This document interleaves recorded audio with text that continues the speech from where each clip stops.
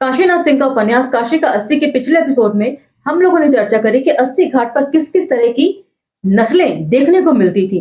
लेखक के खुद के शब्दों में यहाँ पर सबसे पहले सिर्फ कवि और लेखकों की नस्ल देखने को मिलती थी, लेकिन इमरजेंसी के बाद 80 के दौर में 80 घाट पर एक बाढ़ सी आ गई आसपास के इलाकों के युवक युवतियों की, जिनमें देखने को मिलते थे फाइन आर्ट्स के स्टूडेंट्स, म्यूजिक पसंद करने वाले स्टूडेंट्स और कुछ ऐसे स्टूडेंट्स जो बरसों से बिना कुछ किए हुए ही 80 घाट पर जमे हुए हैं।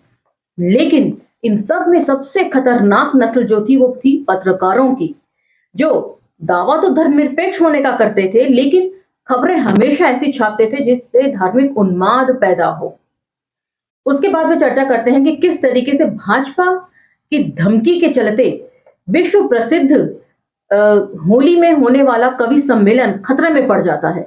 ऐसे में डॉक्टर गया सिंह जो है एक बार फिर तारनहार की तरह सामने आते हैं और भाजपा गुंडों को ललकारते हैं कि यदि हिम्मत हो तो गोली चलाकर दिखाएं। एपिसोड हमने यहीं पर खत्म किया था और अब इससे आगे चलेंगे, तो चलिए मेरे साथ। जय भीम, मैं शालिनी और आप देख रहे हैं अंबेडकर नामा। आज का एपिसोड ध्यान से सुनिएगा, इसमें काफी राजनीतिक और सामाजिक चर्चाओं से भरा हुआ है। चलिए। पप्पू की दुकान इन्हीं कलाकारों, चित्रकारों, पत्रकारों, नेताओं और नागरिकों की दैनिक विद इन ब्रैकेट अर्थात दिन की छावनी है। अक्टूबर के दिन सुबह के 9 बज रहे थे। दुकान ग्राहकों से भरी हुई थी। कुछ लोग खाली होने के इंतजार में गिलास लिए हुए खड़े थे। शोर शराबा काफी था, मगर बातें एक मुद्दे पर नहीं टिकी थी।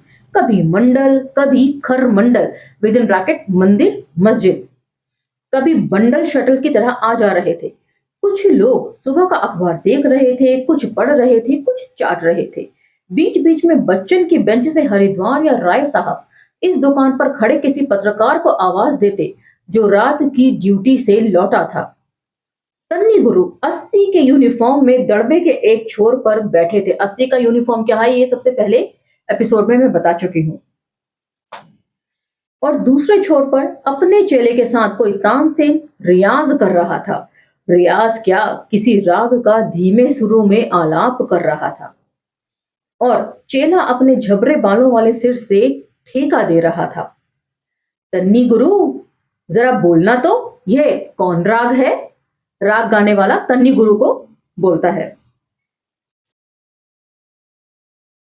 गुरु को आवाज देकर वह चालू हुआ, तुम तना तुम दैनिक जागरण से लौटे तुलसीदास रात में टेलीप्रिंटर पर आई किसी न्यूज का खुलासा कर रहे थे। चूल्हे के बगल में बैठे पत्थर की बेंच से, गुरु सुन नहीं रहे हो, ध्यान दो, देखो। विलंबित में कमंडल मंडल पर भारी पड़ रहा है। आज के संवाददाता बद्री बोले। उनके समर्थन में कहीं से आवाज आई, आरक्षण का सारा मामला 85 करोड़ लोगों में से सिर्फ 40,000 लोगों की नौकरी का है। अरे चुप रहो, तुम क्या बात करोगे? रात भर रीवा कोठी में जुआ खेलते रहते हो और यहाँ बहस करने चले हो। राय साहब, जुआ ना होता तो गीता ना आई होती। बात तो सही है, महाभारत का पूरा युद्ध इस जुए के कारण ही खेला गया, और जब महाभारत का युद्ध खेला गया तभी तो गीता पढ़ी गई, गीता उपदेश दिया गया। इसी बीच बद्री के जोड़ीदार भारत कला भवन में काम करने वाले राजेंद्र ने प्रवेश किया। बद्री, तुम पहले झुनझुनवाला पुनपुनवाला के अखबार में नौकरी करना बंद करो, फिर बोलो। देखो, मेरे मालिक के बारे में कुछ ना बोलो। हे बदरिया, हम तुम दिवाली को रात भर रीवा कोठी में जुआ खेलते रहे, उस बीच 2 बार बिजली गई और साले दूसरे दिन तुमने अखबार में निकलवा दिया कि बनारस की दिवाली अब की अंधेरे में मनी। यही नैतिकता है तुम्हारी? राय साहब बोलते बोलते खड़े हो गए। इस पर राजेंद्र ने राय साहब का पक्ष लेना चाहा कि वे उखड़ गए। अरे चलो, तुम क्या बात करोगे? जाओ, कला भवन में अकबर बाबर का जूता चप्पल, शेरवानी, टोपी, पीकदान दिखाओ। सारा सोना और सिक्का और साड़ियां चुराकर अपने घर ले गए तुम लोग, और यहाँ बात करने चले हो। तो राय साहब किस बारे में चर्चा कर रहे हैं? यदि आपको समझ में आ रहा है तो मुझे कमेंट सेक्शन में जरूर बताएं। तब तक किसी ने अखबार के ऊपर से अपना सिर उठाया। बीपीआ with in bracket VP Singh को किसी मीडिया पहलवान से कम मत समझो। जैसे मीडिया पहलवान हर बार पटकाते हैं लेकिन धूल झाड़कर फिर उठ खड़े होते हैं।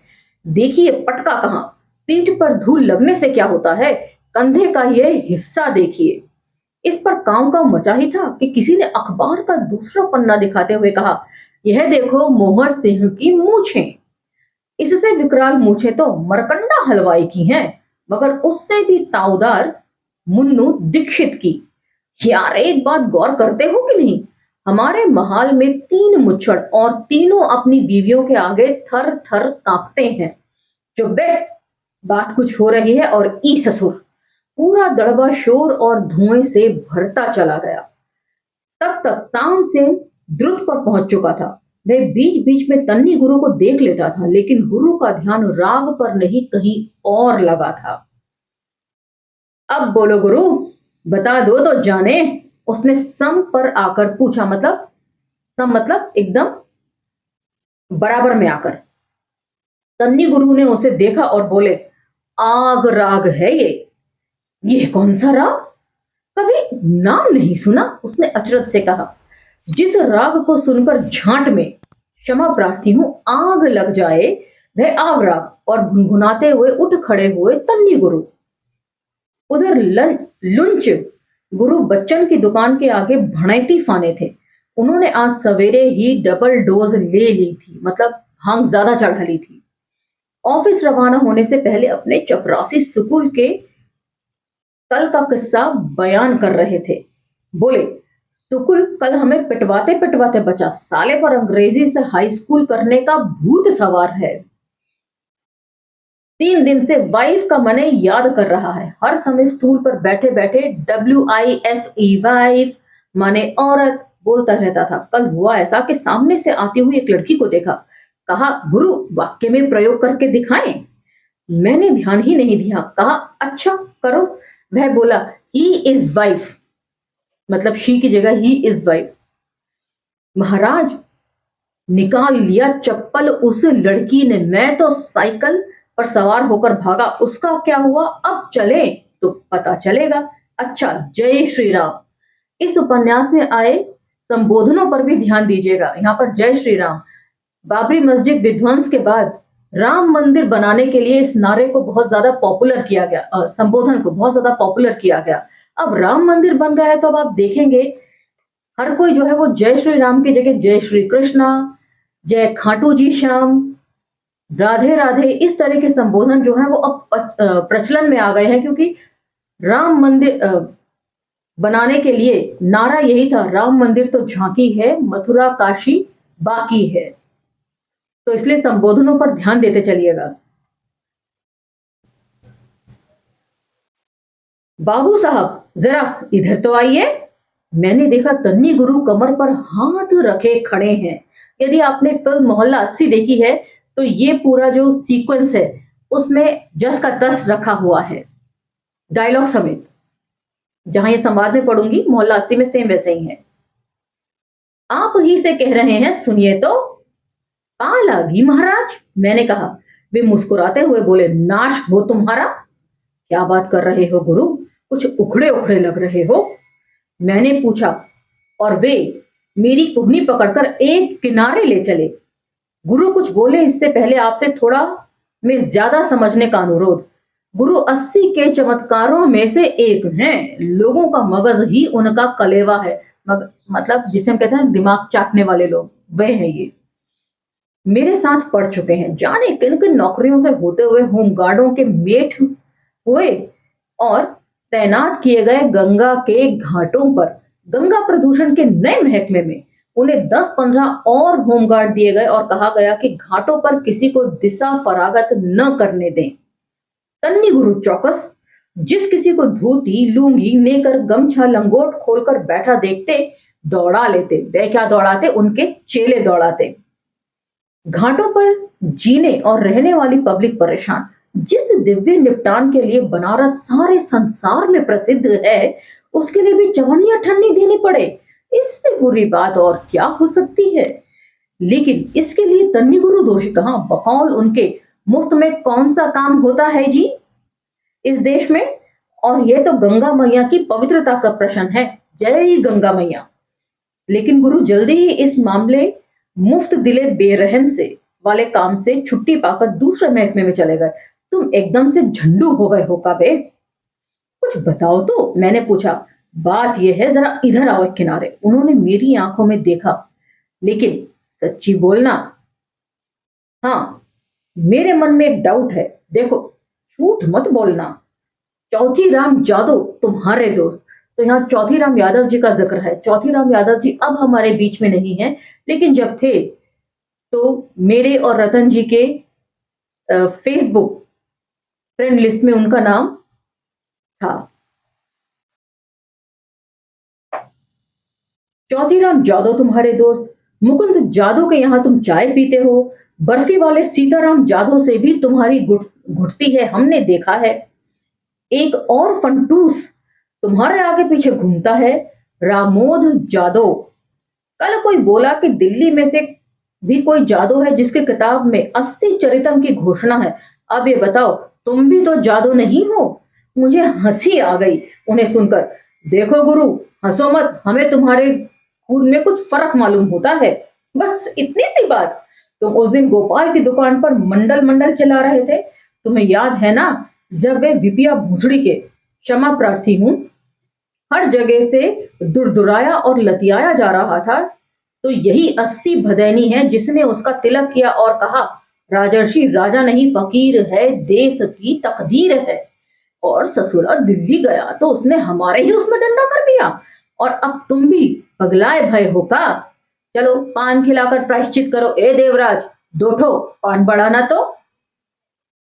मित्रों, तन्नी गुरु उधर गए तो मेरा ध्यान बच्चन की दुकान के आगे पड़ी बेंच पर गया, जिसके आसपास सड़क का इलाका संसद के नाम से बदनाम कुख्यात है। और आपसे यह भी बता दें कि जिसने 1990 के अक्टूबर नवंबर महीने में 80 नहीं देखा, उसने दुनिया भी देखी तो क्या देखा। अब इससे आगे का जो जिक्र है उसे ध्यान से सुनिएगा। देश जल रहा था। इसके पहले से उत्तर से दक्षिण और पूर्व से पश्चिम तक सिर्फ दिल बचा था। दिल माने उत्तर प्रदेश। मंडल कमिंडल के झगड़े ने इसे भी लपेट लिया। दिल्ली की सरकार अब गई तब गई, यही लगा हुआ था। पप्पू की दुकान के सामने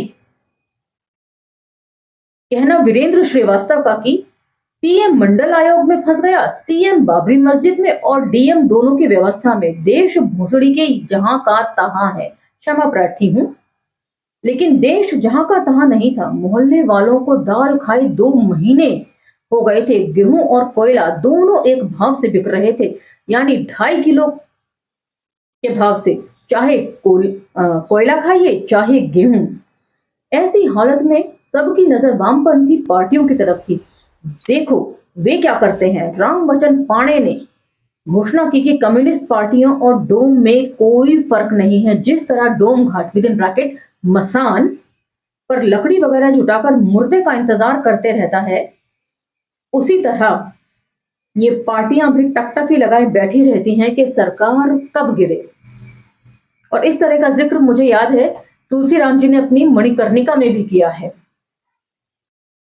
वीरेंद्र श्रीवास्तव और रामवचन पाणे 80 के बड़े बुजुर्ग में था। बड़े बुजुर्ग का मतलब घर का ऐसा सदस्य जिसकी सलाह या आदेश को बकवास समझा जाए, जिस पर ध्यान देने की जरूरत न समझी जाए। जैसे अगर वे चिल्लाएं कि अरे देखो बैला खूंटा तुड़ाकर भागा जा रहा है, पकड़ो उसे, या गैया को नांद से हटाकर नीम की छाह में बांध दो, तो लड़के बच्चे ताश खेल रहे हो तो खेलते रहे, यानी वह जो अपने जीते जी ही फालतू हो जाए। ये दोनों पिछले 40-30 सालों से समाजवादी हैं। इनकी परवरिश छात्र संघों में हुई। इन्होंने लड़ाइयां लड़ी, जेल गए, धरने दिए, अनशन किए, लाठियां खाई, सब किया, पर आज तक समाजवाद से टस से मस नहीं हुए।